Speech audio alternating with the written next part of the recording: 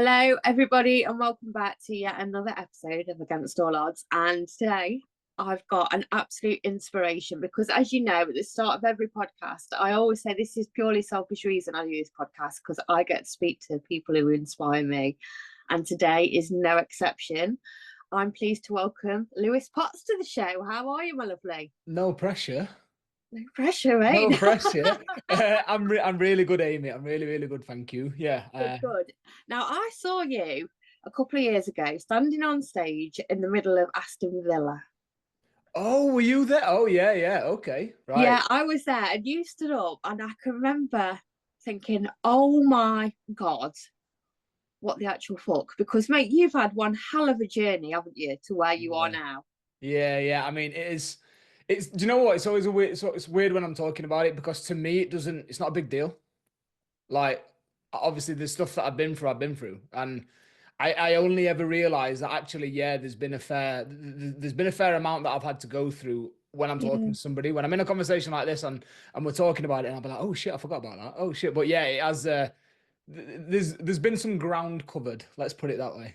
Yeah. So you are now helping PTs be the best version of themselves to gain loads of clients and kind of just be world-class PTs, aren't you?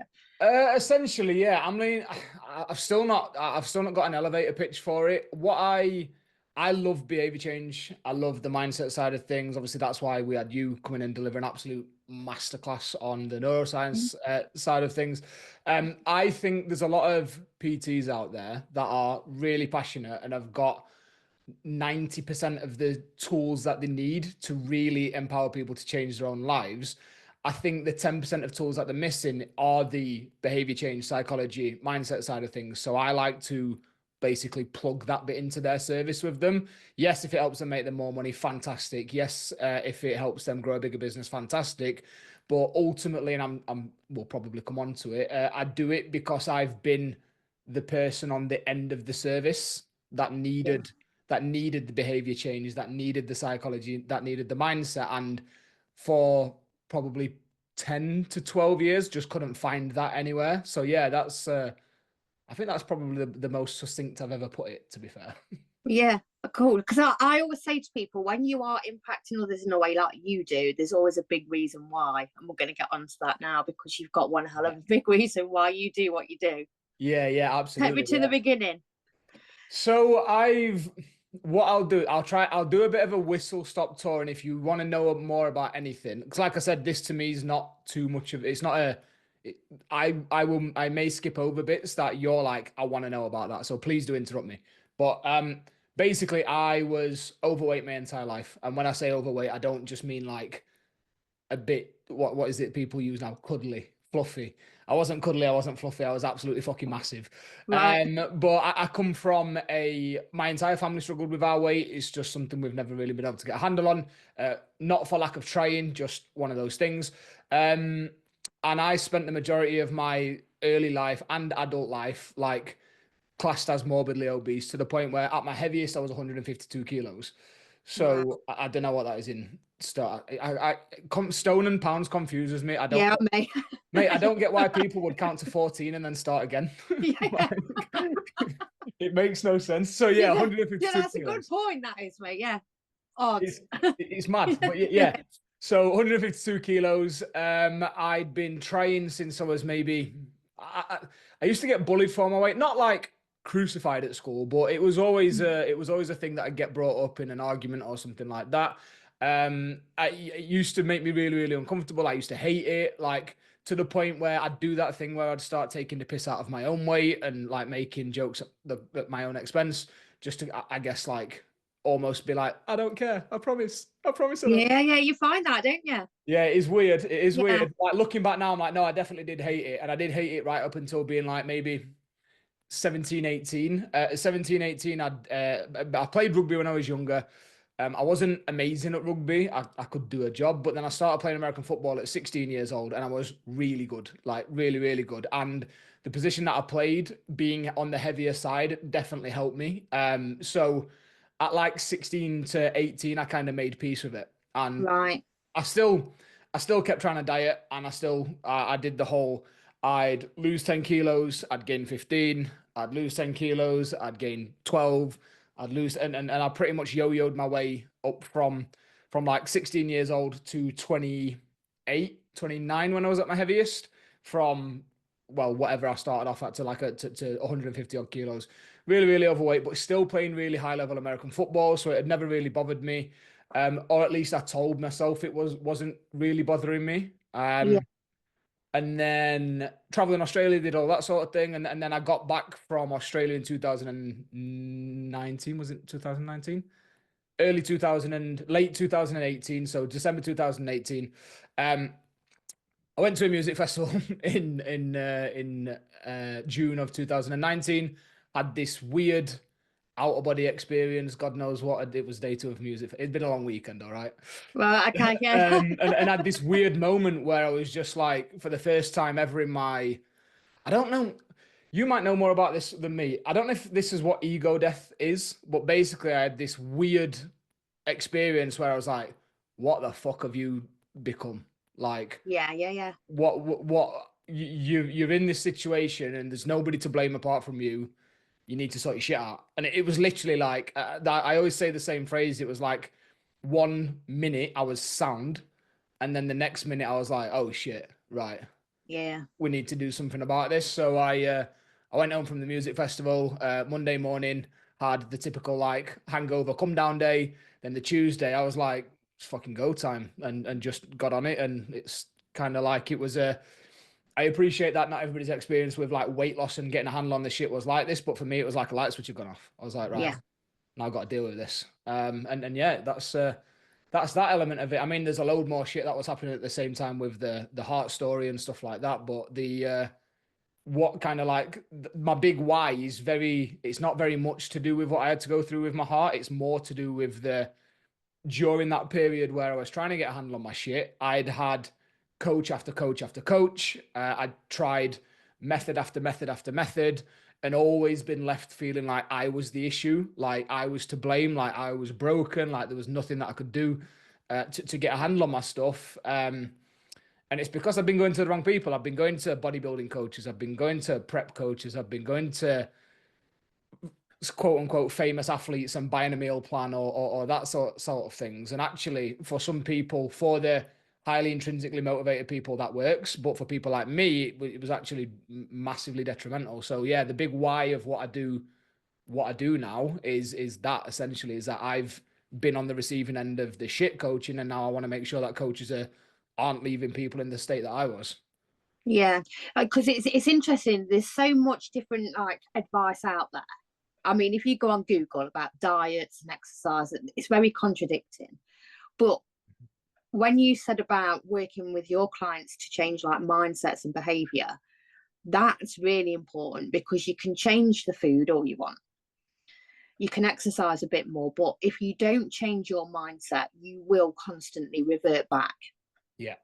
Yeah, 100%. It's an identity thing. That ultimately Yeah. for me, I mean, there are many different things that contributed to me, but ultimately for me, in my own life, in my own situation, and the majority of the overwhelming majority of the people that I work with, it was identity. It's, you will never become who you want to be until you actually start seeing yourself as that person first and treating yourself like that person would. And there's all this stuff out there, right? Like, imagine what your ideal self looks like and just live like that. It's like, I wish it was that easy.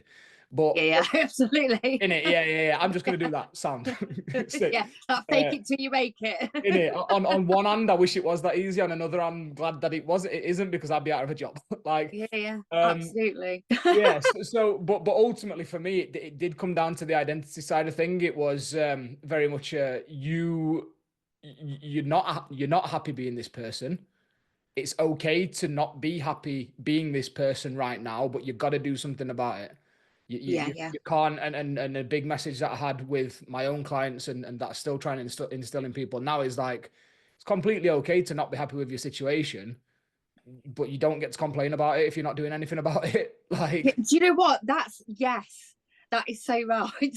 yeah, it's Loads of people are like that, aren't they? Yeah. yeah, I don't know why it is.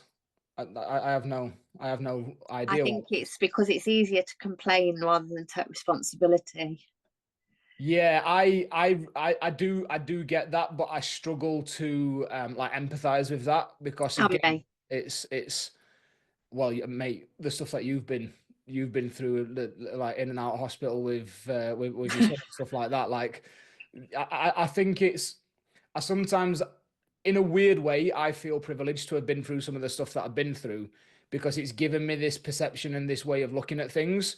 And I have to remind myself that if somebody hasn't had a catalyst or a life-changing thing that they've had to go through, maybe they don't get it.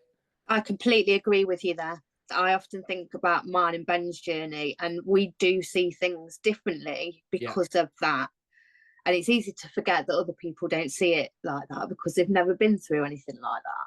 Yeah, it was. I was having a conversation with the coaches inside the Amplifier a couple of weeks ago about this idea of like resilience and how everybody like glorifies resilience and wants to be resilient. And we had Rob Blackburn in last week, was it? And he spoke about it as well, and of it being one of the key traits that high performers have is a high level of resilience. And I was reminding myself and I was reminding the coaches that everybody wants this idea of resilience, but you don't get to have that unless you've been through something shit. And just because what I would see as an objectively hard situation for me isn't objective, it's subjective because it's measured based on the things that I've been through, the open heart surgery, the losing the 70 kilos, the recovery, the XYZ, everything that I've been through. So what I what might seem as quite a simple thing for me to go through and I'd bounce back quite easily from it. If you put that situation in somebody else's life and that's the hardest thing they've ever been through, of course we're not going to respond the same. And so that's why that's why I struggle with the idea of like people not able to take responsibility, but it's only because it's not always been like that for sure. Like before I had to go through all of that stuff. I'm trying to change the language. Before I got to go through all of that stuff, it was I was definitely like that too. Do you know what I mean? Like, Yeah, yeah, yeah, yeah. I think I was pre yeah, Ben. I was definitely like that. Every excuse under the sun, every Oh reason yeah, why. yeah. Yeah, Yeah, it's just it's how it is, isn't it? Now I want to talk about your heart okay. because, wow, that's the bit that got me when you were standing on that stage. I thought you must have been shit scared, mate. I convinced myself I wasn't until so what do you just want to go? Should we go right Yeah, back? where so let's get where did it that start? So did Yeah. you already started your weight loss journey when this happened?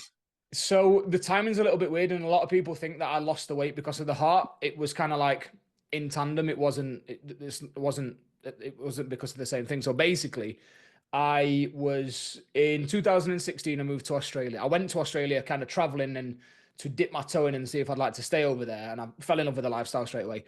I decided to stay. I did the whole farm work. I had to work on a farm for 3 months to Right. basically get a second year visa, which you don't have to do anymore. But then when I'd settled in Melbourne, I a guy that I played American football against in the UK basically said, I played for a team in Australia. They are 15 minutes away from you. You should really go and check it out. And I was like, nah, I'm just here. I just want to enjoy myself. And I went to check it out, and the standard was incredible. So I ended up staying for 2 years and 2 months, I think it was. Um, I woke up one morning to go to training, and my partner at the time, my now ex, I tried to say a sentence to her, and all of the words came out in the wrong order. And I was like, I can't remember what the sentence was. I wish I could. All of the words came out in the wrong order, and I was like, that was weird. And then I tried to say the sentence again, and all of the words came out in a different order, but still not the right order. Right. And she worked in healthcare. She was like straight away. She said, "Yeah, we're gonna go to the hospital." I was like, Right. probably for the best. I remember it was a Sunday morning because I should have had training, and I was fuming that I'd had to miss training.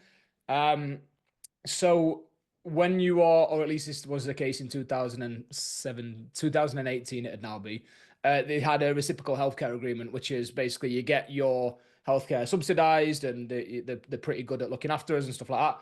So we went in, the doctors straight away were like, not sure what this is, but I want to send you for, I had to go and have 6 different scans. So I had what was it now? I had an EEG, MRI, CT, Dopplers, which is where they check the arteries and your neck, all sorts of different stuff.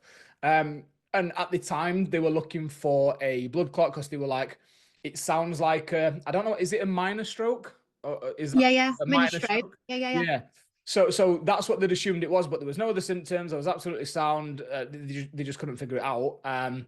The healthcare system in Australia in a lot of ways is really really good. I mean, it fails in some other areas, which I'll come on to in a second. But the results were back within like 3 days. So I got pulled into this doctor's office, and basically he said, the good news is we've not found a blood clot. The good news is you've not had a minor stroke. The not so good news is that we've found basically you've got a bicuspid aortic valve in your heart. So BAVD is the bicuspid or aortic valve disease is the thing. It's basically what that means is the main valve of your heart that is responsible for opening and closing when the blood gets pumped out of your body. Instead of having three cusps, so tricuspid, it's bicuspid, so only two. What that means is that your that valve has to work harder, so the cusps are slowly calcifying, which means that they don't open and close as they should, and you're getting regurgitation of blood into your heart every time your heart beats. So I was like, right, sound. Again, what does that mean? And he was like, well, it basically it started to develop into an aneurysm. So the wall of my heart had stretched. He explained it like a balloon. He was like, where it starts to go a little bit see through, but it's really, really early development. He said, I'm not going to name him, but I'll never forget this fucking knob's name. Wait, can I swear? Of course you can. I Okay, swear that, all the time. yeah, I always like to shout when I'm on a podcast. I'll never forget his name. He basically said he said a sentence which I actually now laugh at. He said, however, because of the rest of the tests that we've done on you, you are the fittest fat guy that we've ever basically had to run scans on. Because obviously, I was playing ridiculously high level American football. I was training 4 times a week in the gym. I was training once a week at American football and playing once a week. So I was 150 kilos, but I was really, really fit. And that's not like some people. Sometimes you see people that are like, "Oh yeah, but I'm healthy." I was like, I was really fit, like, and I knew I felt fine. I had no symptoms for this thing. So he said, "You're the fittest fat guy that we've ever seen." And because you're playing sport at such a high level, basically you're all good. Carry on. So I was like, sound. So took this guy. So that's what I mean. The healthcare system, incredible in one sense, fast results, really subsidized, really cheap for me to get all these scans. Found something that in England they don't routinely check for this thing. Right. You only find it by accident if you're in England. So found this thing that ultimately has saved my life. But the advice that I was given at the time, when I came back from Australia into the UK, I had to go through the NHS and update them, and they did the scans and measure the progress of the aneurysm and stuff like that. And they were like, he said what? And I was like, yeah, carry on playing. So I'd played 2 more seasons in Australia. I'd moved back from Australia because of the waiting time for the NHS. I'd played 1 more season in England with this Wow. aneurysm in my heart. The bicuspid valve, it's worth adding, is something that you're born with. It's not, Right. Okay. it's not developed. And the interesting and I guess scary for some people thing is 1 in 100 men have got it.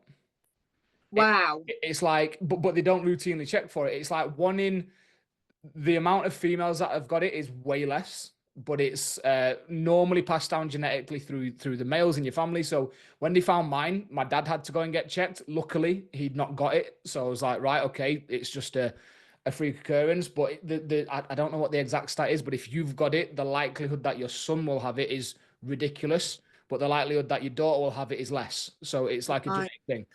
Um, but people only really find it if either it kills them or they find it by accident. And I was lucky enough to find it by accident. It's the same thing that a lot of the Premiership footballers drop dead with. So like, Wow. Okay. so what happens is basically if you get a spike in your blood pressure, that can rupture the aneurysm, and then it's well game over. Like, So it's instant, really. Then it's like yeah, a time bomb. yeah. That's the way that the NHS described it. Is a time bomb. So this guy he'd found it, he diagnosed it, and he'd said crack on. so Had so you got any symptoms from it at that point? nothing. Nothing. Now, I have had a conversation with somebody who knows the shit about this sort of stuff since, and he thinks that because I was so overweight, again, 150 odd kilos, but I was always in the gym, I was used to pushing my limit. So there's this thing in training called an RPE, which is a rate of perceived exertion. And some coaches and trainers will ask you to measure your intensity in an exercise, and they'll ask you what your RPE is. So like out of a 10, 0 being me and you are sat here having a conversation, 10 being I'm about to be sick. How hard are you working? Now, in training for American football, particularly when I was playing for state, we were operating at a 10 all the time. Right. So what I deemed as intense wasn't like, what he's saying is maybe did have symptoms, but I just normalized them and I was used to pushing myself to my limits and stuff like that. So but yeah, I didn't go in because the symptoms are, for people, if anybody's listening, you start to get short of breath. You can't really catch your breath with everyday things. So if you haven't gained, I don't know, 30 kilos and you walk upstairs and you start to notice that something's not right here, I'm out of breath. I'm struggling to catch my breath. Definitely go and ask to get checked. They'll check you if you have the right symptoms for it. But it's quite a common thing, and it just so happens that, like, unless you are living a fairly intense lifestyle like I was, most men that have this thing will die of other causes and never know that they've had it. It's just I had the perfect storm of really overweight, high intensity powerlifting for American football, high intensity sport. Like I said, carrying the extra weight, and it had just progressed faster than most other people were. So basically, I got back from Australia in December 2018. I played another season during the summer. I had the weird, I don't know if it is ego death, let's call it ego death thing, in June of 2019. It wasn't until November of 2019 that they pulled me in and basically said, you need to stop playing sport. You need to stop going to the gym. It's real bad. Like, Wow. so the weight loss wasn't, it was nothing to do with the heart condition.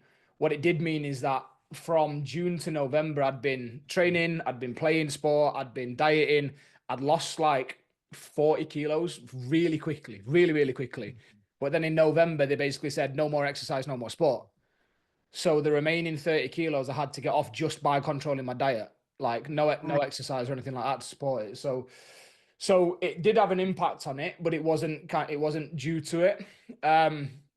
What then ended up happening? So I know I'm rambling on now. If you've got Oh, I anything. like it. Carry on. Okay. So what then ended up happening is, because I'd lost all of the weight, when you've got this thing, when they discover that you've got this thing, they will do regular routine MRIs where every 3, 6, or 12 months, depending on the rate of, they call it the rate of progression, which to me seems like a weird phrase, because what progression means is it's getting worse. Yes, yeah. Yeah. So the rate of progression, they're measuring it. So I was having MRIs every 3 months. And then when I'd started to lose all the weight, I'd gone from being perfectly normal blood pressure, perfectly normal, like in every sense of the word. I lost all the weight and my blood pressure dropped. Like Right. I was 120 over 120 over 80 or whatever it is, like as when I was really overweight, and then I lost all this weight and it dropped quite significantly. But in a weird way, that was good for the heart condition, because it was spikes in blood pressures that they were worried about. So I'd lost all of this weight, and this is we're now in like June 2020. Obviously, the pandemic had kicked off at this point. So every time I needed to go in for a scan, it was like fucking day after tomorrow, World War III, zombie apocalypse. Like, Yes, I know the feeling. Ben was in for his MRIs all that time. oh mate, it's Yeah. wild to think back. But again, really, really thankful that where I live in Manchester, I live near Wythenshawe Hospital, which has got the it's called is it the Northwest Heart Centre, the Great North Heart Centre, or something like that? Basically, one of the specialist heart wards. I think it's called a ward. I don't know. Is in Wythenshawe Hospital. So again, really, really fortunate to live where I do, to be able to get access to these doctors and these surgeons. The first cardiologist I met basically said, well, because you've lost all this weight, actually, between this 3 month MRI checkup, it's not progressed. So Okay. this is good. I was like, right, sweet. What does that mean? And he was like, well, if you manage to maintain your lifestyle like this and keep looking after yourself and blah, blah, blah, blah, you might not have to have the surgery until you're like 65, 70 years old. And he was framing that as a good thing. And I was like, are you fucking mad? I was Because like, you can't really live, can you? That's what can't do the anything. first thing I thought of is somebody going from being really active to not doing anything. I mean, that must have messed with your head. Yeah, that's where the real identity crisis happened massively. Yeah, Because all I'd ever considered myself as was an American footballer. Now, don't get me wrong, I never played professionally. I never made a living from this. yeah, But my dad played for North of England when he was younger. It's something that had always been around. I'd again played in Australia. I'd captained the best team in Australia while I was there. It was like to the point where when I came back from Australia, I went back into working in hospitality. That's how I earned my money, DJing at the time, and working behind bars. And I would only take a job if I could have some days off to go and play American football. Like that's how much it yeah, was ingrained in who I was.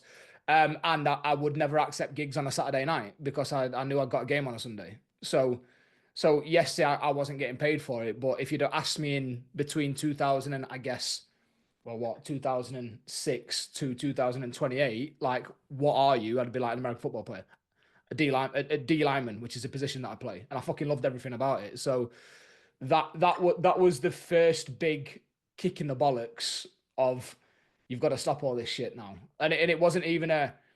I think the hardest thing I had to come to terms with is physically, apart from the heart thing, I was in my prime. yeah, I'd never been better. I'd never been stronger. I'd never been fitter. I'd never been more capable. And I played my last game without knowing it was my last game, which really messed with my head. yeah. I can imagine. That's yeah, Um, yeah, it's tough. But again, so fast forward back to 2020, he's like framing this like it's a really good thing, and I'm like, absolutely not. Like, it wasn't even it was the gym. The gym is the thing that arguably kept me sane for the majority of my life, as well as American football.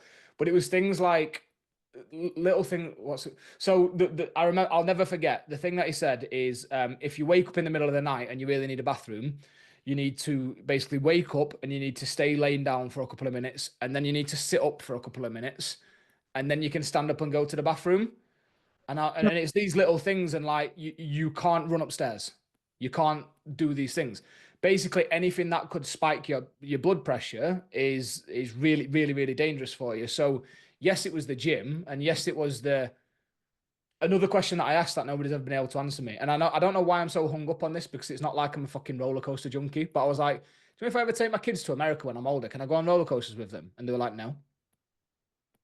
yeah. Because if you think about it, how much things we do in life which will give you a blood pressure spike that you don't Yeah. even realize. So you weren't living. Yeah, exactly. So that was my argument to them. And basically, the first guy, the first cardiologist, he was like, well, this is not my decision to make. I'll put you in touch with a surgeon. So I was like, sick. So I was waiting for this referral to the surgeon, but obviously now the pandemic's in full fucking flow. Yeah, So I'm in like June 2000 and where are we now? So yeah, like June to July 2020. I'm like, can I have this surgery? And they're like, well, we're not sure. And it was this massive back and forth. I was in seeing different surgeons. I met the cardiac rehab nurses. I wanted to know everything. I wanted to know. I don't know. Maybe the same with you and Ben. yeah, I want to know absolutely everything. I want to know what the implications are. I want you to talk me through the surgery. I want to know everything that you're going to do. Maybe it's a little bit of being a bit of a control freak. Maybe I don't know. But I was like, that's the way that I made peace with it. Is yeah, like having the knowledge. And we were just back and forth for ages. Really, really long time. Met the first surgeon. First surgeon was basically said, I don't really want to do it. There's a not a significant chance of death, but a 3% chance of death during the surgery. 4% chance of infection and 5% chance of something else. I can't remember what the last one was. So I don't if it's not necessary, I don't it's now classed as elective surgery. I don't really want to do the surgery. I was like, right, okay. And then I met this guy, and I will name him just in case anybody knows him because I still want to find him. The surgeon that I met was called Paul Waterworth, and I met Mr. Waterworth, and I sat with him. And my dad had brought me to this appointment. He'd not come in with me, but I'd it got to the point where it was starting to bother me mentally, like this. So again, we're now in this is another year's gone by now. So I found out about it in 2018. We're now in 2021. Yeah. I've lost all the weight. My quality of life is pretty shit. Not really, just it is what it is really. Like again, so to me at the time I knew that I was struggling, but now looking back, it's just not a big deal. So April 2021, after been dealing with this for 3 years, signed up with Paul to start getting a handle on my own mindset, and that's where the rabbit hole started for this side of things. But then I met Paul in the summer of 2021, and I don't know why my dad had come across to take me to this appointment. Bear in mind, my mum and dad live in Sheffield, which is like an hour and a half drive away. So Yeah. for whatever reason, they'll come across. I think maybe my memory's a little bit hazy about it, but I think I'd probably said to my dad, "Look, I'm gonna go and kick off a bit. Like, we're not getting anywhere. I want this surgery done. They keep butting me back because it's no longer an emergency. COVID's kicking off. I get it, but I also didn't get it. I was like, I'm never. I've done the work. I just want it over and done with so I can get on with my life. And I met Paul Waterworth, and I sat and had this conversation with him. And I don't know what made me do it, but I asked him at the start of the conversation. I said, "Do you mind if I put my phone on and record the audio from this?" Like, Okay. because I miss it. I miss things when I'm having these conversations. And he said, yeah. And I sat and I recorded the entire conversation, and we spoke for like 50 minutes. We're just in there. I'm asking him everything. This is the guy that told me everything that I wanted to know. How does the surgery go? All that sort of stuff. We had a really, really good conversation. I would imagine that he's somewhere fairly high on the spectrum. And we just like gelled. Like, Yeah. we just had this really little conversation, which was a bit weird because we were talking about open heart surgery, and like he was talking to me like I was a slab of meat, which I really appreciated. Like, because Yeah. Yeah. what it did is it filled me with confidence that to him this is fucking minor. Yeah, Like, yes, mate. I completely understand where you're well, I coming imagine from. it's the same with Ben's brain, right? Like, you're Yeah. talking to these people and you're like, "That's my son." I was like, "This is my heart," and to him, it's like, "Yeah, it's fucking building a Lego set or whatever." So I'm Yeah, like, yeah, but it's comforting. "Yeah, I found it really comforting that it was just like, yeah, well, we're just gonna do this and we're just gonna chop that bit out, yeah, and and he just gave it to me straight. yeah, yeah, And absolutely that." yeah, he wasn't dramatic about it or anything. It was just like he was having a conversation about an everyday thing. Yeah, absolutely that. And I knew that, like, I was having this conversation with him, and I was like, he's gonna do it. I kind Yeah, of knew. I was like, he's up for this. Because he said again, he was like, to him it's a minor surgery. It should take 4 to 4.5 hours. It's invasive. It's like sternum open, onto a bypass machine, like full, turn the heart off, do the work, wire the sternum. Like, again, major shit, major recovery. But to him, it was like, yeah, this is actually a not a routine. So I didn't just have to have the valve replaced, which is routine. I'd had to have a lot of like mesh put into the wall of my heart as well. So I had a full aortic root replacement. So the bit where uh, the valve could, like, the connects, to took the lot out and stitched the load back in, wow, basically. So, wow. but again, to him, yeah. So to him, he's like, it is what it is. Like, I'll do it. And I remember I sat with him and I asked him this question. And this is the bit which to me, like, I find, I don't believe in higher powers and all that sort of shit, but this is the bit where if anything was weird, this is the bit. So I said to him, we'd had this really good conversation, and basically I said to him, "What happens if on the day of the surgery you're having an off day?" And he looked me dead in the eye. This guy must be 5'5", like, Like, tiny little guy. Bear in mind, I'm 6'3". I'm fairly big human. And he just looked me dead in the face, and he was like, "That never happens." And I was like, I love that. right, yeah, right. So that never happens. But if that is the case, we'll just postpone the surgery. And I was like, "Sound right." I remember walking out to my dad, and I was like, trying to make light of it with my dad. I was like, "Dad," I was like, "that's the man that I want to have his hands inside me." Yes. Like, again, I was buzzing at this time. Then I sat in the car on the way back to my house with my dad, and that was the first time where I just, like, could not stop myself. Tears, like, I think it was more relief at that point. It still wasn't fear yet, but it Yeah, was, it's like somebody's given you a solution. That's yeah, what I always say about Ben's surgeon. yeah, He was the man. He was like a shining light, and he yeah. was the only one there that could give me a solution to a problem. I'd never thought about it that way, but that's probably the best way that I've heard it. Yeah, yeah, that's exactly it. Yeah. Yeah. Yeah. So Yeah. it's sat there and he'd said the 3% chance of death and this and that and then but the way that he'd talked about it, I was like, right, we're getting somewhere. So I said to him, I said, will you do it? And he said, yeah. He said, of course I will. He said, it's a routine surgery. It's a he said to me, you'll never be younger. Your recovery will be easier. You've lost all this weight. You're fit. You're healthy. Otherwise, we'll get it done. I'll put you on the list. Obviously, because it wasn't an emergency surgery, it basically was like, I can't tell you when it'll be, but I'll put you on the list, however it works. So he said, if we get an emergency and you'll be bumped back and like, so Yeah. I had no idea when it'd be, but I had somebody that was willing to do it. And I had somebody that had been like, yeah, let's get this done. So I was like, absolutely buzzing with that. The only other question that I asked him, which he laughed at and still didn't get it though, I said to him, is there any chance that when you've got me on the table and you've got me opened up, I said, can you take a picture? And he was like, what? I was like, because how many people can say they've seen their own heart? I was like, Right. Do you know what? You just sound like an older version of Ben, because Ben wanted to take his bit of brain home in a jar. did they let him? No, because he'd literally just signed the day before for it to go to science. Ah, fair, yeah. Yeah, but why would you want it in a jar? Why would you want a photo of your insides, and why would you want a jar of brain in a jar? I think that for me, genuinely, it was because he'd gone into that much detail when he was telling me about the surgery. At this point, I was a bit fascinated. So bear in mind, I can't watch a documentary where it's real footage of a surgery. No. Like, gory films do not bother me in the slightest. Hacker, slasher films, all that sort of shit. I genuinely am not bothered.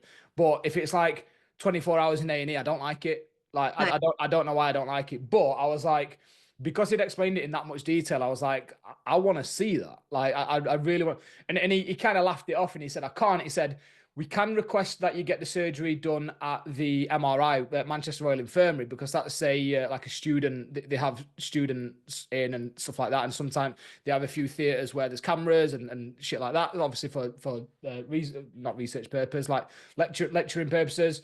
But I can't guarantee that it'll be me that does it. And I was like, nah, fuck that then. I was like, Yeah. I'd rather just get it done. So this is like June 2021, and that's where I was like, right, okay, like this thing's coming. I don't know when it is. So that's where I'd still got my own coaching business at this point, and that's where like the mindset work that I was doing with people really started to like. There's a lot of coaches out there that say they do mindset work with the clients, and what they mean is there's a question in the check-in form that says rate your mindset this week on a scale of 1 to 10, and that's kind of it. So Yeah. obviously I'd started working with Paul. I was in the fucking rabbit hole. I'd discovered Dax. I wasn't working with Dax at this point. I'd discovered Dax. Again, your episode with him was fucking mint. So a lot of these people where I'm like, right, okay. And when I get into something, I'm like, I want to know everything. Like, Yeah. or at least I want to know everything that I feel like I need to know. So Yeah. the stuff that I can then take, make my own, implement into my business, guinea pig on myself, create all these tools that I've got now. That's where it really, really started. And it just kept, that was it really. And then November, towards the end of November in 2021, so only like 5 months later, got this phone call from the hospital, and basically it was his secretary, I think, Paul's secretary, the surgeon secretary, and she was like, right, we've had an opening on Sunday, I think it was. Would you like to come and get your surgery done? And I was like, that's the first time that I was scared. Yeah. Like, so I'd convinced myself, like, I don't use the phrase anymore because it makes me laugh. Do you know when people are like bulletproof your mindset? I'm like, mate, I fired guns in Hungary, in Budapest. I'm like, you're not bulletproof in no mindset. I was like, if a bullet comes through, you're fucked. Like, come on now. But at that point, I was convinced. I was like, I've bulletproofed my mindset. I've done the work. I've done this, and I got that phone call, and I remember I laid on my living room floor, face down, and cried like a little baby. Yeah. I was like, All of a oh sudden it becomes shit. real. Yeah, absolutely. So I rang my dad, and I think I was looking for, genuinely, I think I was looking for somebody to say, don't do it. So I rang my dad, and I was like, we're all what did I say to my dad? I don't want to ruin Christmas. That was it. Because the recovery, which we'll come on to in a sec, I was like, I don't want to ruin everyone's Christmas. And my dad's like, shut the fuck up. Yeah, And then yeah. I remember ringing my mate who was also a coach and being like, what about my clients? And he was like, I'll look after them. So I think I was genuinely being like, I needed Trying to somebody find a reason. in it. Yeah, yeah, yeah. Yeah. Which again, at the time I was fucking terrified. But then looking back, it was like, it makes sense why I was like that. But so I spoke to everybody and everybody was like, just get it done. Like literally just get it done. I was like, right, cool. So I rang the secretary back. I was like, yeah, sound. She was like, okay, you need to shield for the next 2 days. Yes. So bear in mind, I live in Manchester. Mum and dad live in Rotherham. I'd not seen my mum and dad. So that was like scariest shit. Mm. So I'd not seen my mum and dad. So I rang her back and I was like, can we delay it by 1 day? I need to take my dog to my mum and dad's. Because obviously I've got Rogue, I've got an XL bully. Yeah. Like they're gonna have to look after him while I'm getting the surgery, and then I'm gonna have to move to theirs after the surgery because of the recovery and stuff like that. She was like, "Yeah, sound." So I drove across to my mum and dad's. I took the dog. I on the way at the top of the M67. I swear to God, I've got a photo of this. I drive this route a lot, like across the Woodhead, loads. On the back of the sign on the motorway sign where you're kind of waiting to get off the M67 to go onto the Woodhead, a sticker had appeared about this big, right? Right. And this sticker says, what comes next, heaven or hell? Oh God. and, I'm, and I'm like, right, shut the fuck up. Like, Yeah. stop me. So I take the dog to my mum and dad's. I drive back. I shield for 2 days. I wake up on the Sunday morning to go and get admitted into the hospital. And on the way to the hospital, I get a phone call. And I'm like, this is the bit where I don't believe in this shit. I genuinely don't believe in it. But if I did, right, I get this phone call and I answer the phone and it's Mr. Waterworth's secretary. And she goes, are you on your way to the hospital? I'm like, yeah, I live 10 minutes away. So I wasn't far away. She was like, right, okay. I'd just like to let you know. So I was getting admitted on the Sunday, meant to have the operation on the Monday. Just like to let you know that he's rang in this morning and he's not feeling well. Oh. So I'm like, I've asked him this fucking question. What happens if you're having an off day? And Billy Big Bollocks says that never happens. So in the space of like 48 hours, I've seen this sign, I've had a phone call, and I'm like, I'm gonna die. Like, I'm flat out gonna die. So I was like, right, okay. And I always have this weird, like, it comes in freeze, right? It comes in freeze. Yeah. So back to the house, shielded for another 2 days. It got bumped back. Ended up getting admitted on the 1st of December. I got the surgery on the 2nd of December, and it all went sound, obviously. The surgery should have took 4.5 hours, and my mum and dad and my now ex, my partner at the time, were sat at my house in Withenshaw waiting. I went in at like 7:30, so they were expecting a phone call by like midday. And apparently, and this is the third thing, apparently at midday, he's never made this sound ever before. Rogue started screaming. Oh God. So my mum, dad, and my ex are sat there. Apparently, they're all like, my mum, I think my mum and my ex burst into tears and shit like that. And they're like, right, he should be out now. We should have had a phone call by now. The dogs just started like, they said it was like almost like a human scream, not like a howl or anything. And I've never heard it since. So they rang up and they're like, yeah, he's still in theatre. He's absolutely sound. It ended up taking nearly 9 hours to do the surgery because there'd been some sort of complication with the anaesthetic, where they were like, right, we need to pump him full of whatever. Absolutely sound, but I'd been on the ventilator for a lot longer than they initially thought it was going to be. So in the process of the surgery, one of my lungs had collapsed by like 30%. Oh, mate. So Yeah. I've come around later on that day again. Absolutely. What painkillers did Ben have?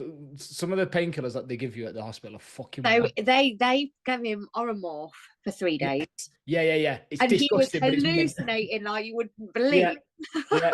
So I had Oromorph. I had this stuff that they kept injecting into my belly. I had what's the bad one? Gabapentin, which is like gabapentin. Apparently, I found out since that people will literally buy it on the black market because you can make some sort of like proper, I don't know. Anyway, so I'd absolutely come round, could not feel a thing, but fairly conscious. took a photo. I've got the photo on my Instagram. Took a photo of myself like this, like, and that was it. It was like the recovery. The recovery to me is the bit where I'm like, there's definitely something to this mindset shit. Yeah. Like, there's definitely something to this mindset shit. So in the run up to the surgery, I'd met the surgeon, I'd met the nurse, I'd met the cardiologist, and I remember meeting this. I don't know. I feel bad because I don't know what a job title is. Basically, she worked on CTCCU, which is cardiothoracic critical care unit. So where straight after the surgery, that's where they'll put you 2-to-1 bed watch. They've got these mad beds that like the beds are constantly moving because obviously you can't move, so they need to keep Right. you. So like again, really really fortunate that I was in Wythenshawe Hospital where the ward is fantastic. And she'd said to me, we'd had this conversation, and she'd said to me, because of the severity of the surgery and stuff like that, you'll basically be bed bound for up to 2 weeks. The full recovery will take like what was it? Bed no, I can't remember what it was now. That was it. On critical care for a week, on a normal ward for a week, bed bound for up to 3 months. And I was Wow. like, so I already knew that I was gonna have to move back in with my mum and dad because like you need somebody that's with you constantly. My dad runs his own business, and my mum worked for my dad at the time. She's retired now, so I couldn't live here because my ex at this point was working in a prison. She was doing like 14-hour shifts. We had the dog. Like I couldn't be around the dog because he's obviously a big dog, and any sort of knock to the sternum would have been really really bad. But I'm like straight away. I had this conversation with her, and I also had a client at the time that worked on in a separate hospital on CTCCU. So I'm talking to her about it, and she was like, "Yeah, that they're the guidelines that they give people. However, most people that have the surgery are 65 to 75 years old." Yeah. So Yeah. straight away, I'm like, right, I get that they've got to give me these guidelines because if they say it's going to take 2 weeks and I'm bedbound for 3 months, we're going to have an issue. Like, so I do get that. But I also had started to really dig into like the mindset side of things. And I'd seen stories when I'd found out about the diagnosis. I'd found other people that had got the same thing. I managed to get in touch with this guy called Dan Garacci, who's a guy who lives in America who'd had the same thing. And he very kind. I just messaged him on Instagram. I was like, "This is gonna sound really weird. I'm gonna FaceTime you." Like I've had this time, but he was a young guy, trained, Yeah. big guy, like not a 65-year-old bloke. And he jumped on FaceTime with me for ages, and he was like, "Yeah, mine was about 6 weeks, and so it's not the full."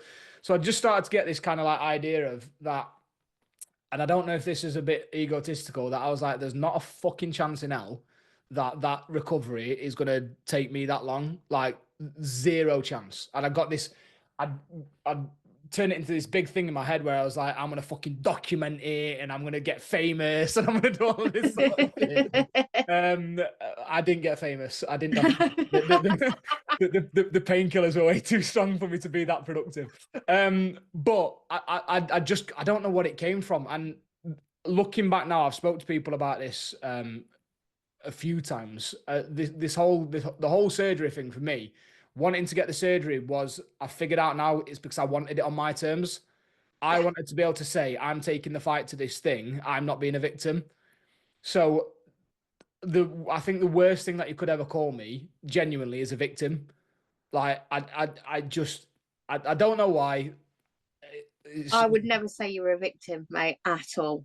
yeah, And well, it does show that if you go into something like that with a good mindset, that you will recover quicker. and this is where I struggle from what we were talking about. Well, I don't know how long ago now, a while ago, about like struggling with people that don't take responsibility. Is one of the reasons I do think people don't like to take responsibility is because playing the victim gives you something.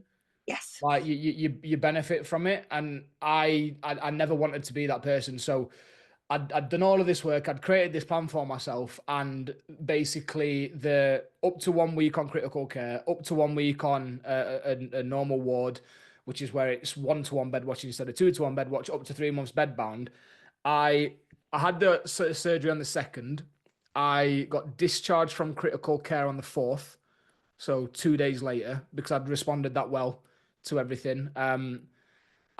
When I talk about this bit, it seems like I'm talking bad about the people that I was sharing the ward with, and that's not the intention. But I was looking around the ward, and like the nurses were coming up to everybody, being mega proactive, mega useful.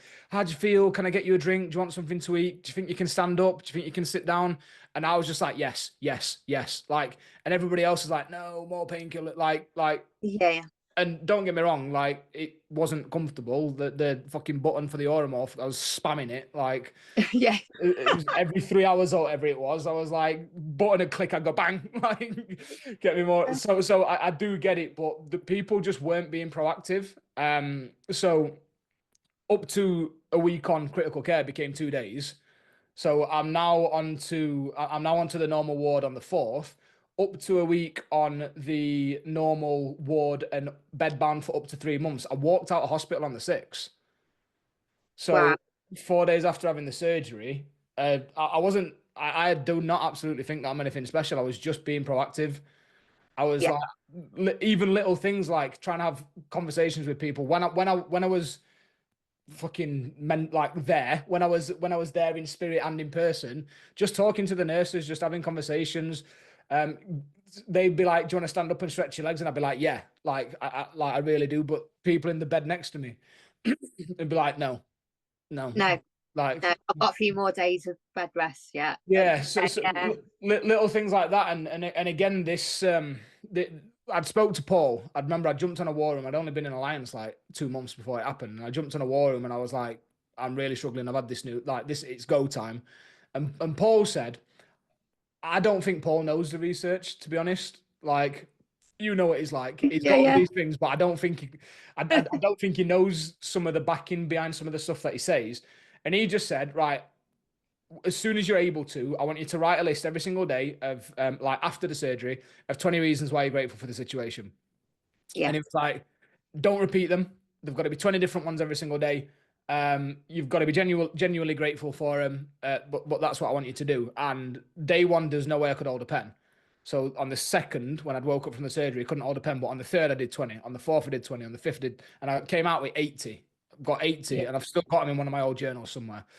Um, in the back of the journal, do you know it's like the cross, Yeah, the yeah. section that I've still got. That's the only journal I've ever saved. I throw all the rest away because I've got that many of the fuckers. That's the only one that I've ever saved. And so then when I got out and I really decided to go into this mindset side of things, I actually started reading the research and I actually started being like, I don't want anybody to question. I don't want anybody to ask me a question and I can't say no, it does work, and here's why. Yeah. So I started actually doing. There's a lot of people that talk about mindset, but there's not too many that will go out and find research papers and actually try and understand exactly what's being said and the implications and stuff like that. And some of the research about recovery from surgery and a positive outlook, it's like people are like 4 times more likely. Stroke patients, I know I didn't have a stroke. Stroke patients are 4 times more likely to return to everyday activities if they've got a more positive outlook on life. Yeah. So Yeah. all these little things like there's a study that was done 2019, I think it was a longitudinal study that people that practice mindset practices on a daily basis have longer life expectancy when equating for all cause morbidity. But that basically means every cause of death, Yeah. cancer, getting hit by a train, heart attack, all of them, people have got longer life expectancy if they work on the mindset. Yeah. So Absolutely. that was it where I was like, this is the thing. Yeah. And That's where I kind of knew, because obviously I've been working with Paul a while when Ben had his op. And well, you know Ben's story about how quick he was back on his feet. It was supposed to take him 12 months to walk, and it took him 3 days. the walking's fascinating. The fucking boxing. Whenever you share about him boxing, I'm like, this kid is a fucking superhero. That's where I looked. That's when I was like, I need to study neuroscience, because when I spent time with Ben's neurosurgeon and you got to hear him talking, you realized how much mindset played a part in your health and recovery. Yeah. And that's at that point when he started talking to Ben, and I kept thinking, right, there's something in this. And then Ben showed me by walking after day 3. Do you think the surgeons knew? The surgeons obviously deal with, well, if it's anything like mine, the slabs of meat. And I know that it's different with the brain because there's a lot more going on in the brain than there is in the heart. Do you think they knew the mindset element of it? Do you think they Yeah, know yeah, about yeah. Because the day before Ben went in for his op, we went to the hospital, and then the operation was the day before, the day after. Sorry, and he did say to me, "Can I spend like an hour with Ben on his it? own? Can you go for a coffee?" And I'm like, yeah. And I was thinking that they were going to tell him about the op and trying to calm him down. There actually wasn't. They was asking him what he was looking forward to when he got out of like a hospital, like what goals he got set. They talked about things that he liked, like people he liked to spend time with, and the good things about himself. And they came to him and he said he's going to heal fine. He's got an amazing mindset. Jesus, Yeah, it's mad, isn't it? yeah. And then I was just like, wow. So, and then when I took my brain qualification, the only reason why I took it is because they based it on a lad that had half a brain in another Really? country that's older than Ben, that was able to do. I mean, there's actually a book about him. He's written a book, and he was managed to do amazing things with the mindset. And I was like, right, I need to get qualified because this is amazing. Yeah. Like me, straight in the rabbit hole. Yeah, absolutely. And it's one of those things with mindset and things. Like I always say to people, don't put it off, Yeah. because you don't know what's around the corner, and it might not be having half your brain removed or having like open heart surgery, but there'll be a challenge somewhere. Mm. So learn it now, and then you don't have to suffer as much. You're better off being equipped with it. If I'm not even gonna say if, when, because everybody will When, have a yeah, challenge. A challenge again, what it is, you don't know, but you're better off being equipped with these things. yeah, But that's one of the biggest realizations for me is that up until that point, like I said, I'd bulletproofed my mindset. yeah, I hadn't. I'd watched Paul's stuff in 28. I'd watched Paul's stuff in Transformation. I'd never really done any of the work. Do you know and this is what I try and explain to coaches now is that like reading about mindset and so during that lockdown period, I discovered Audible, right? And I wore it like a badge of honor that in that first 18 months of lockdown, where all we could do was get our daily walk, I'd blitz through 70 personal development books on Audible. And right, so that's what I thought at the time was doing the work, quote unquote, doing the work on yeah, mindset. I'd read the books, sick. yeah, I'd never answered any of the questions. I'd never filled in any of the models or the worksheets or obviously I was journaling, I was working with Paul, but I'd never used any of the reframing things. I knew all of the theory. I had all of this information and I was convinced, like many coaches are, and again, going back to why the amplifier exists, that that was mindset work. And then what I was doing at that point with my clients is they were coming to me with an issue and I was regurgitating something out of a book or yes, regurgitating something out of a podcast, or even in some cases, thinking that I was being the best coach in the world by sending my clients the book to read themselves. I'm like, right, do okay, yeah, you know yeah. what I mean? So I've like, read this book. You should too. yeah, literally, and I still see it now, and I do get it because it's gathering all this knowledge and opening your mind to these things is amazing, but it's not doing the work. The first time that I'd done the work was I'd been like setting goals and stuff, but again, like they were arguably playing quite small. I really struggled with my first set of goals with Paul because I knew this surgery was on the Yes, horizon, and I was like, I don't know what I can commit to. The first time I'd again quote unquote done the work was those 20 gratitude list of 20 points that why I was grateful after the surgery, and I was like, and it just clicked, and like actually going out, yes, learning the things, but I wish now that when I'd blitzed my way through those 70 books on 2 times speed, I wish I'd done 10 books and actually done the things and yeah, taken the things because again, I don't know what Ben does, but I know the sort of stuff that you do is that's the stuff that makes a difference. So for people that I agree, don't wait, but don't do what I did and yeah, just try and inhale all the information in the world. yeah, Find some stuff that resonates and actually do the work because yeah, that'll be the stuff that makes the difference when the shit hits the fan. yeah, yeah. So let's talk briefly about your work with PTs, because I love what you do because I think, like we said before, you can change the diet, you can start the gym, go and lift a few weights, but you do need to change who you are, your behaviors, and without knowing that, you just revert back all the time. So Yeah. you equipped in these PTs with all this information. I bet you're seeing amazing results now they're learning that. Yeah, incredible. And again, there's the thing that I love about the coaching industry at the minute is it's actually less PT. So it's less in person PTs that I'm working with. It's now like the online coach. The Yeah, online coach are the people that I see. Yes, they're delivering training. Yes, they're delivering nutrition, but they've got a lot more flexibility in their service where they can talk about the mindset and the behavior change and that side of things. But like I said earlier, is they're all not all. That's a very sweeping statement. A lot of coaches work in health and fitness because they're passionate about health and fitness, which is fantastic. mm, They've maybe always been the sporty kid, or they've maybe always been in shape, and the gym and looking after themselves has had a really profound effect on their life, and they want to share that with people. And I think that's fucking sick.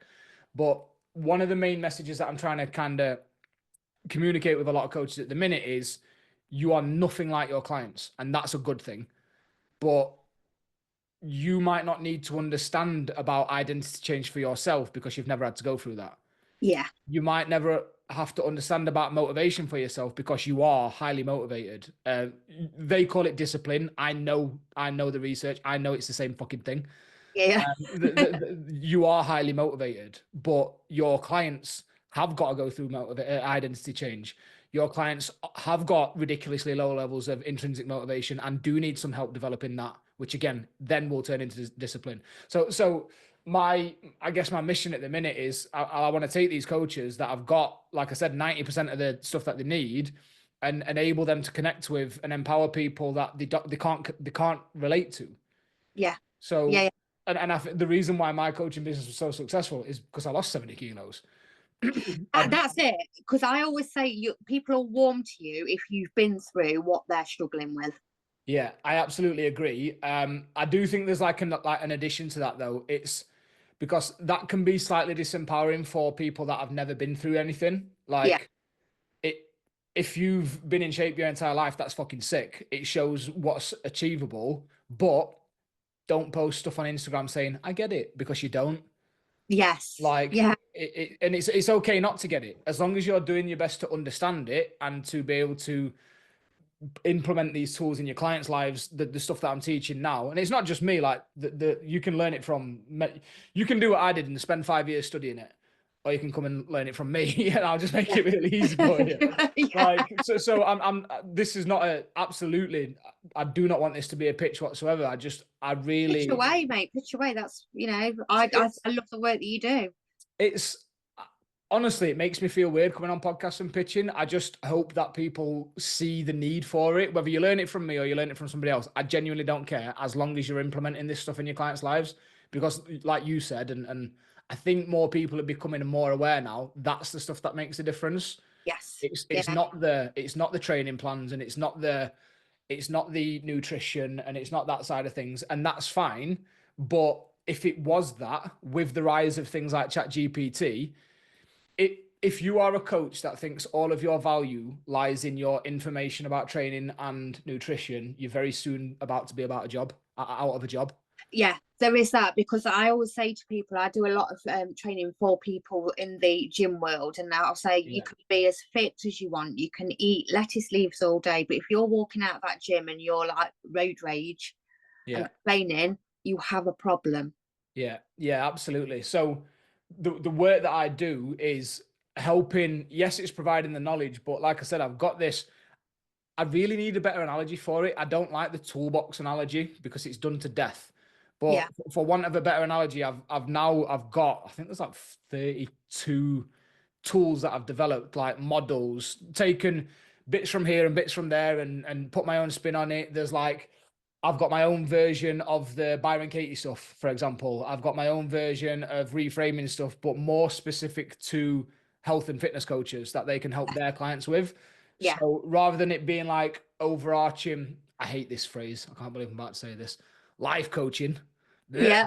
Rather than it being like life coaching stuff, it's now a lot of the theory and a lot of the stuff that works, a lot of the stuff that I've guinea pigged on myself with a more specific spin on it for online health and fitness coaches that you said it then is it doesn't matter how fit you are, it doesn't matter what your diet is. If you've got all this other stuff going on in your life, well, I want people to be able to work on that sort of stuff with their clients.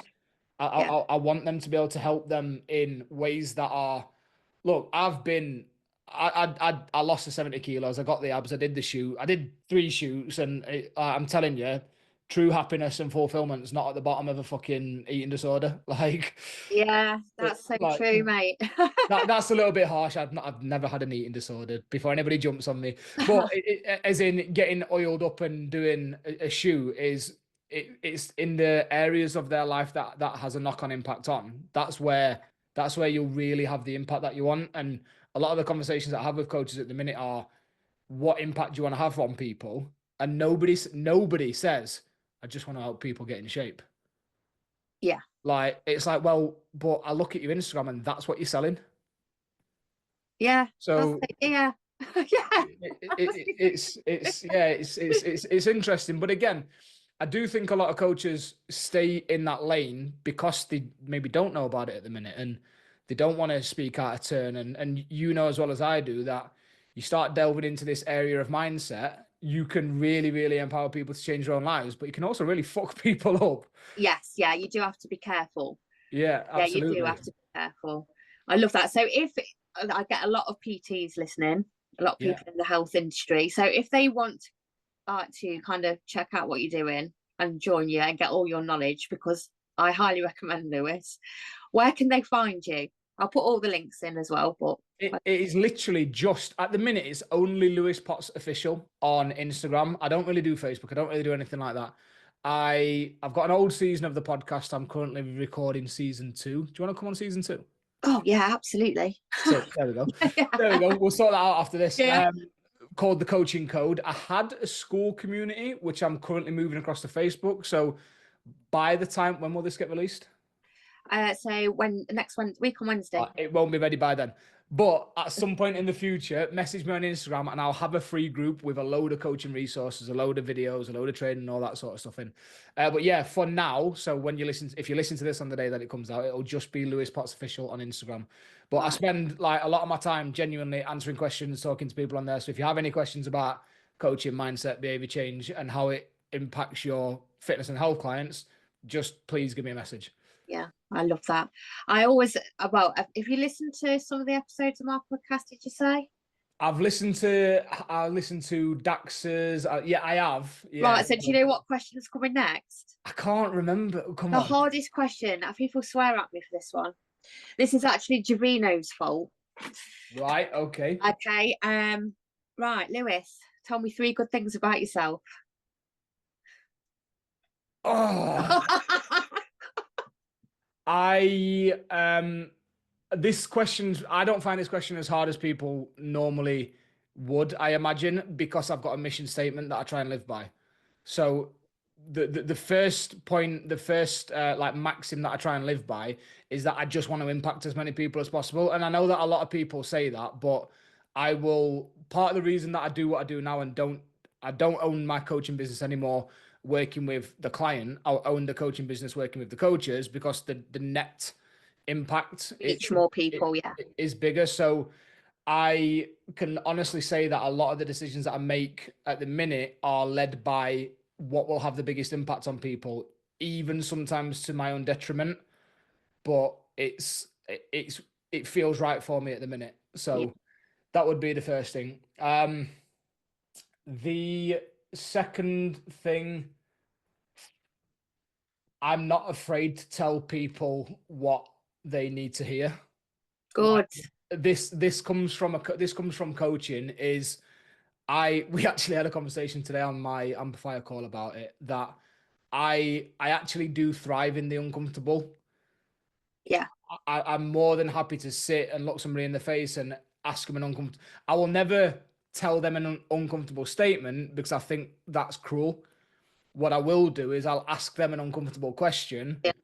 to let them have their own realization. And the reason that I actually thrive in that is I've coached enough people now that I know they might not feel like it at the time, but I know on the other side of that discomfort is something good.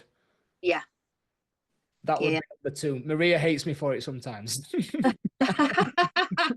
Sometimes she'll be like, I just want to have a moan. And I'm like, nope. Do you get that as well? Yeah. Honestly, and to be fair, it is something that a good friend of mine, Carl, we spoke about it, and it is something that I'm actively trying to work on because not everybody wants things fixing. Okay. Yeah, yeah, Yeah, yeah. yeah, but I've made it that much of a part of who I am that I struggle to switch it off. Number three, this is, I don't know. I'm looking around my office now, and this is a bit of a rogue one. I'm really not afraid to be who I am. Like, I'm an absolute fucking geek, and I love Lego and Warhammer. Me And too. in it, mate. Well, that's what I mean. I'm looking at my Lego there. I've got my Warhammer there. I've got a fucking Slipknot t-shirt, and I've got a Stone Cold wrestling figure quite literally stood on my desk. Like, Mate, you can't beat Lego. Ben bought me a set for my birthday. Got one downstairs to make. Can't wait. it is Lego and Warhammer are two of the most mindful. That's how I've never been able to get on board with meditation. My Right. idea of mindfulness is sat doing something where I can't. Are you like flow state? Yeah. Yeah, You get, yeah. yeah. Love that.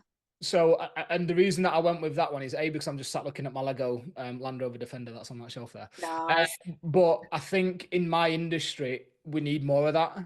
Yes. I think I think there's a lot of coaches out there that are scared, ashamed, afraid, whatever, to put themselves out there. But the in the position that I'm in, I work with a lot of coaches, and I see a lot of trends and I see a lot of things moving. And again, going back to the AI thing, and it's changing now, and the whole people buy from people is going to be more true in the next year, 18 months than Yeah. ever before, because there are apps out there already that are making nutrition plans and training plans faster than you could fucking say nutrition plan. Yeah. Yeah. So lean into who you are, embrace yourself for all of it, including the bits that you are ashamed of. Like, this is actually something Rob went through with my clients, is the bits that people know, the dirty secrets, you've got to lean into it.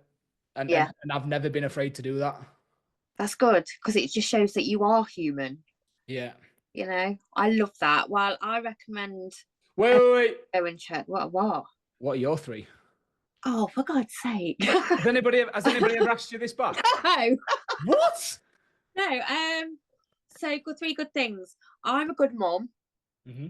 Yeah, you can say that again. Yeah. Like everything. Ben comes first in everything. Good things about me. I'm very honest. Sometimes honest a little bit too much, but I'd rather kind of just say it as it is, not in a nasty way. Where do you think that comes from? I think that's because I think I've always preferred honesty. Yeah. Again, with Ben's surgeon, like he just laid everything out. He didn't wrap anything up. So I actually really appreciate that kind of mentality. So that, and third, determination, I think. Mm-hmm. Determination massively. You've had a few you've had a few situations in your life where you didn't really have much choice. So Yeah. Yeah. So at the minute, Ben's downstairs on the sofa. He's just had a knee op. And can I just say, I did see something that had been back in. What's happened? yeah, so he dislocated his knee he's dislocated it twice, and the last time was about 2 years ago. And he was in London at the time in a gym, did it on a leg press. Right. And they set it back, but it set back, the kneecap was too high. So he's just been in, so he's 2 weeks out of hospital now, but they've gone in, moved his kneecap into place, tied a ligament round it to hold it in place, and done a shin realignment. Isn't it mad what they can do with the body? I know, right? But I will say, this is a harder recovery than the brain op. Yeah. Because he's literally got to be off his feet for 6 weeks. I think as well, like, obviously I don't know what it was like in too much detail with his brain recovery, but there's nothing worse than when your brain wants to go, but your body can't. Yeah. Like, do you know what I mean? Like, if you're laid on pain meds and you're kind of like out of it and recovering, you don't really you deal with what you've got. But if you're fine Yeah. mentally and you're like, for fuck's sake, I'm fucking. I think I would agree with that. I think I would struggle more with a broken leg recovery than I did from open heart surgery. Yes. Yeah. You're right saying that, because it's pure frustration, isn't it? It's like Yeah. you want to. There's Yeah. only so much PlayStation you can play before you get bored. I know. Like I say, we're two we're 2 weeks in, and Yeah. it's like it's going to be a long road, mate. Yeah, in it.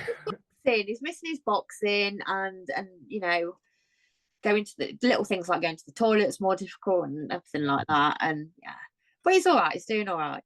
Yeah. Good. Good.